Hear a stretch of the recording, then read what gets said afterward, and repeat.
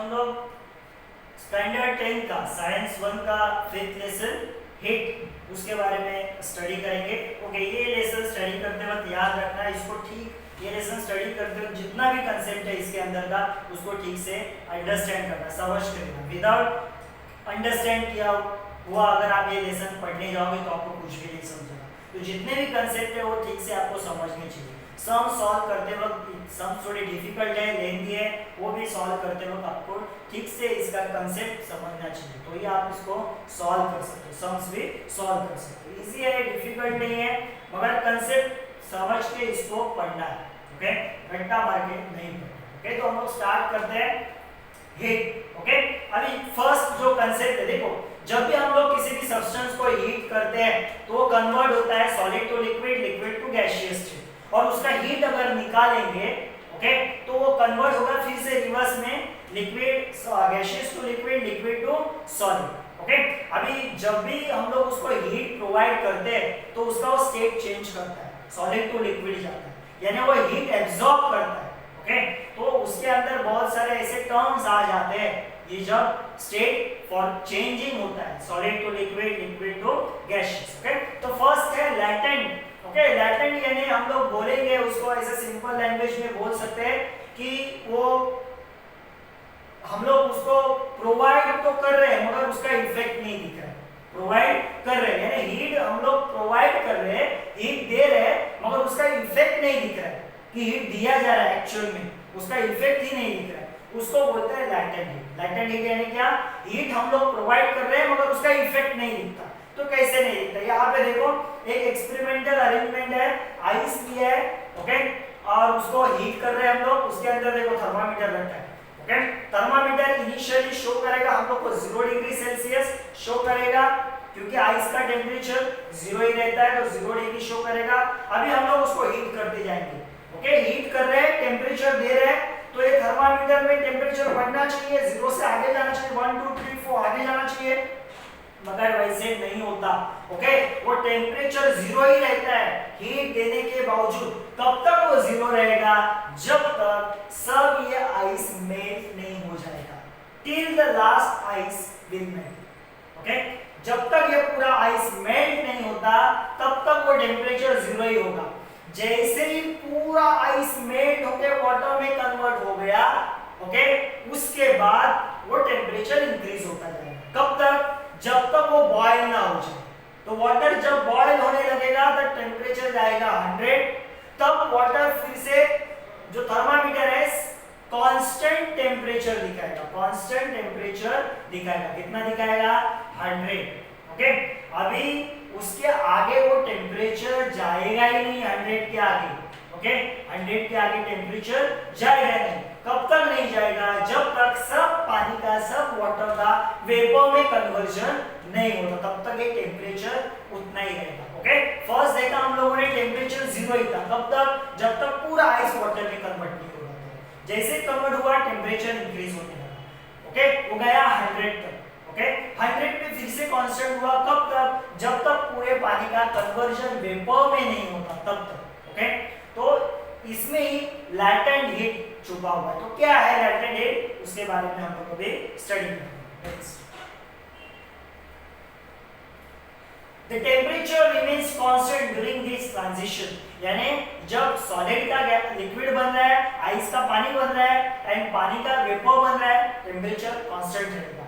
This constant temperature at which ice converts into water is called melting point. Melting point यानी क्या, melt हुआ, ice किसमें convert हुआ, water में। Okay, during the transition of solid phase two liquid, जब solid phase से liquid phase में जाता है ice, the object absorb heat, कोई भी ऑब्जेक्ट जब सॉलिड से लिक्विड फेज में जाता है तब वो हीट एब्सॉर्ब करता है, but since temperature does not increase, heat absorb कर रहा है, टेम्परेचर बढ़ना चाहिए मगर टेम्परेचर बढ़ता नहीं, तो हीट जाता किधर है, वेयर इट गोज, तो हीट जाता है किधर जाता है, the temperature does not increase and this heat energy is utilized, कहाँ पे जाता है, this heat energy is utilized for weakening of the bond between the atoms or molecules of the solid and transform into liquid phase। हम लोगों ने 9th standard में पढ़ा है ओके, कि सॉलिड फॉर्म में जो भी सब्सटेंस रहता है उस जो मॉलिक्यूल से बना हुआ है उसके मॉलिक्यूल्स एकदम नजदीक रहते हैं, उसमें intermolecular force of attraction high रहता है,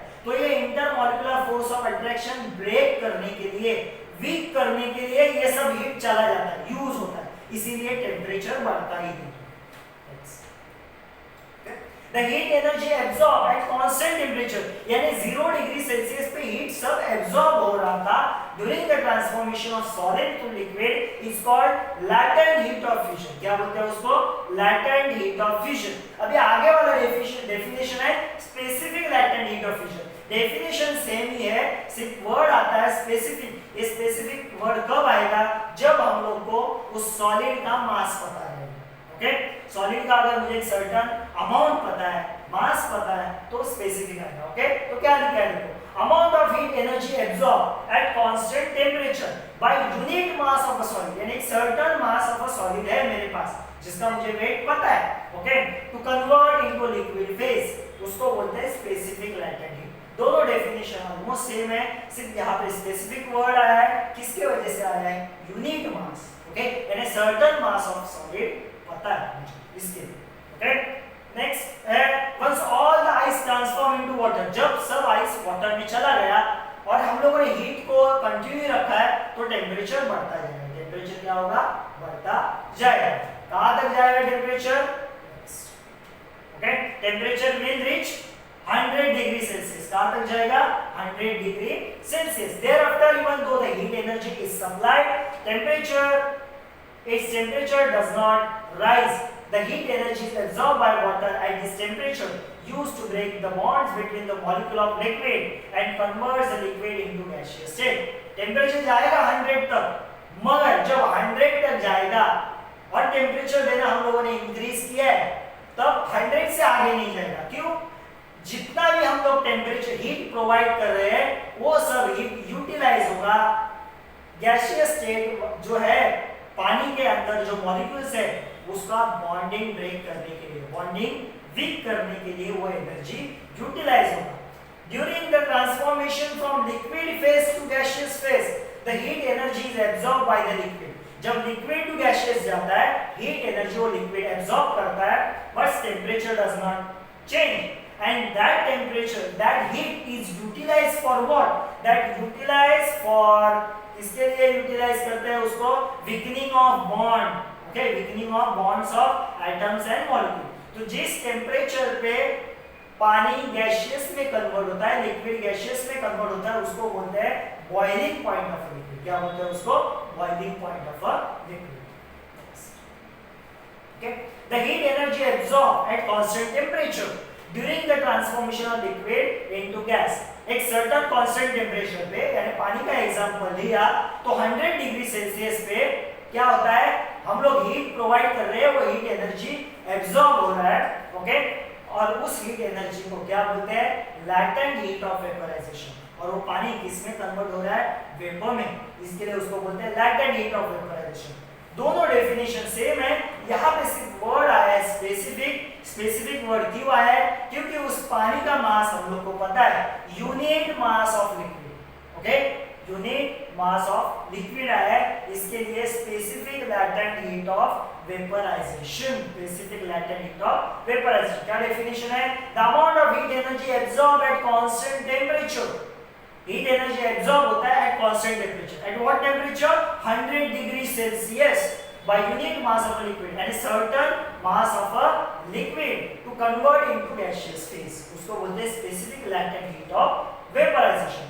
Different substance have a different melting point, अलग अलग substance का melting point, boiling point अलग अलग होता है, तो melting and boiling point अलग रहेगा, तो latent heat of vaporization, latent heat of fusion उसका अलग अलग रहेगा। Specific latent heat of fusion, specific latent heat of vaporization अलग अलग रहेगा। तो ऐसे कुछ सर्टेन एग्जांपल्स ये है जिनका क्या है, melting point, boiling point and latent heat, vaporization, fusion क्या है वो दिया हुआ है। ओके, तो यहाँ पे देखो हम लोगों ने सब एग्जांपल नहीं लिया है, वो टेक्स्ट बुक का 2 दिया है। एक देखो वाटर का लिया है, जो जिसका मेल्टिंग पॉइंट है 0, वाटर का मेल्टिंग पॉइंट है, आइस का मेल्टिंग पॉइंट 0 एंड वाटर का बॉइलिंग पॉइंट है 100 degree Celsius. Specific latent heat of fusion है देखो 333 एंड 80। 333 कब? जब उसका मास रहेगा केजी में, यानी आइस का मास केजी में रहेगा, एंड हीट किलो जूल में, एंड मास ग्राम में एंड हीट कैलोरी में। ओके, ये यूनिट है हीट का, ये है यूनिट मास का। Okay, latent heat of vaporization है 2256 एंड 540, ये दोनों वैल्यूज याद रखना, 80 एंड 540। फ्यूजन 80 कैलोरी पर ग्राम एंड 540 कैलोरी पर ग्राम वेपराइजेशन। ओके, कॉपर का भी दिया है उन्होंने, देखो ऐसे ही आपको इथिल अल्कोहल का दिखेगा, अलग अलग सब्सटेंस का टेक्स्ट बुक में दिया है। ओके, वहां से आप प्रेफर कर सकते हो। ये चार्ट एग्जाम में नहीं आता पूछने के लिए कि किसका कितना है। ओके, सिर्फ आपको ये थोड़ा याद रखना है, क्योंकि ये हम लोग जब सम सॉल्व करते हैं तब हम लोग को उसका यूज होता है। Next resolution. रिजोल्यूशन कंसेप्ट आता है हम लोग को 2 मार्क्स के लिए, इंपॉर्टेंट कंसेप्ट है रिजोल्यूशन। यानी क्या, देखो आइस मेल्ट होता है और फिर से आइस में कन्वर्ट होता है। आइस मेल्ट होता है यानी वाटर होता है और फिर से आइस में कन्वर्ट होता है। ये कब होता है, आइस मेल्ट कब होगा, जब हम लोग उसको हीट प्रोवाइड करेंगे तो मेल्ट होगा, वाटर होगा। ओके, और वाटर का आइस कब होगा, जब उसका हम लोग हीट निकाल लेंगे यानी उसको ठंडा करेंगे तो वो फिर से आइस में कन्वर्ट होगा। तो जब ये हीट देंगे या फिर निकालेंगे तो ही वो पॉसिबल हो सकता है कि आइस मेल्ट होगा और फिर से किसमें कन्वर्ट होगा, आइस में सॉलिड फॉर्म में आएगा। मगर without giving heat it can be change is state, ice उसका स्टेट चेंज कर सकता है विदाउट गिविंग हीट। तो कब चेंज कर सकता है, in the presence of pressure, in the presence of pressure. Okay, तो यहाँ पे एक एक्सपेरिमेंट है जिससे आपको पता लगेगा। ओके, तो देखो ये एक आइस स्लैब है। ओके, दो ऐसे हम लोग बोल सकते हैं सपोर्ट के लिए रखे हैं, एक यहाँ पे और आइस स्लैब को ऊपर रखा है। Okay, ice slab solid form में और एक वायर है। ओके, वायर मेटल का वायर है, उसको दोनों बाजू में वेट अटैच किया, यानी वायर के ऊपर क्या है, प्रेशर। जैसे इसको हम लोग वेट अटैच करते हैं, ये वायर क्या होता है, इस आइस के अंदर पेनिट्रेट होके यानी उसके अंदर जाके नीचे की तरफ आता है। ओके, तो ये वायर आइस को कट करते करते नीचे की तरफ जाता है। मैंने क्या बोला, कट करते करते नीचे की तरफ जाता है। इसका मतलब एट द एंड वो वायर जब नीचे पूरा आएगा तो आइस का 2 टुकड़ा होना चाहिए, आइस के 2 पीस होने चाहिए, मगर आइस के 2 पीस नहीं होते, वो आइस वैसा ही रहता है। ओके, क्यों होता है वैसा, देखो यहाँ पे क्या होता है, जब इस वायर का इस आइस के ऊपर प्रेशर अप्लाई होता है, कहाँ पे प्रेशर अप्लाई होगा, यहाँ पे। जब यहाँ पे प्रेशर अप्लाई होता है तब इस यहाँ का जो सरफेस है आइस का, उसका मेल्टिंग पॉइंट डिक्रीज होता है। मेल्टिंग पॉइंट डिक्रीज होता है यानी क्या होता है, ice melts at 0 degree Celsius, ice melts at 0 degree Celsius. जब मैं उसके ऊपर प्रेशर अप्लाई करूंगा तो आइस 0 डिग्री से कम टेम्परेचर पे मेल्ट होगा, 0 डिग्री से कम टेम्परेचर पे क्या होगा, मेल्ट। ओके, तो प्रेशर अप्लाई किया, यहाँ का आइस मेल्ट हो गया, ये बाहर किधर गया, थोड़ा अंदर चला गया, पेनिट्रेट हो गया, अंदर चला गया, और ऊपर का प्रेशर कम हो गया यानी फिर से नॉर्मल हो गया, प्रेशर चला गया, तो यहाँ का जो पानी है वो फिर से कन्वर्ट होगा आइस में। किसमें कन्वर्ट होगा, आइस में। तो अंदर आइस के अंदर पानी बना होगा। ओके, फिर से वहां का प्रेशर चला गया, फिर से वो आइस बन गया, फिर से वो थोड़ा पेनिट्रेट होकर नीचे वायर चला गया, जहां पे वो वायर जाता है वहां पे वो वाटर बन जाता है आइस का, फिर से प्रेशर हट गया, सॉलिड में कन्वर्ट हो गया। ओके, तो इसी तरह ये जो वायर है वो पेनिट्रेट होते होते नीचे चला जाता है एंड बगैर बिकॉज ऑफ प्रेशर वो जो आइस है सॉलिड फॉर्म वाला वो लिक्विड होता है, और फिर से प्रेशर रिलीज होने के बाद फिर से वो किसमें कन्वर्ट होता है, सॉलिड में कन्वर्ट होता है। इसको बोलते हैं रिजोल्यूशन। क्या बोलते हैं उसको, रिजोल्यूशन। ओके, क्या दिया, the phenomena in which the ice converts into liquid due to the applied pressure, not because of heat, due to the applied pressure, and then reconverts into ice, और फिर से ice में reconvert होता है once the pressure is removed, once the pressure is removed, इसको बोलते हैं resolution. क्या बोलते हैं उसको, रिजोल्यूशन। ओके, तो इंपॉर्टेंट है, 2 मार्क्स के लिए आता है। ओके।